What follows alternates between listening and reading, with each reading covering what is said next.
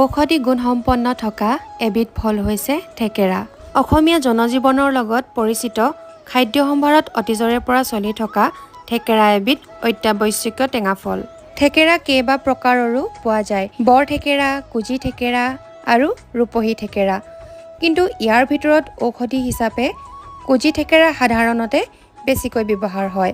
এই ফলবিধত এটা আঠাজাতীয় পদাৰ্থ থকাৰ বাবে অলপ সময় পানীত তিয়াই ৰাখিব লাগে আৰু কটাৰ আগত হাত দুখনত অলপ মিঠাতেল সানি ল'ব লাগে যাতে আঠাটো হাতত লাগি নধৰে। থেকেৰা যিমানেই পুৰণি হয় তাৰ ঔষধি গুণাগুণো বেছি হয়। ভালকৈ ধুই লোৱাৰ পিছত এই গুটিবোৰ উলিয়াই ওপৰৰ বাকলিবোৰ সৰু সৰুকৈ কাটি চালনীত মেলি চোকা ৰ'দত কিছুদিনৰ বাবে শুকুৱাব লাগে।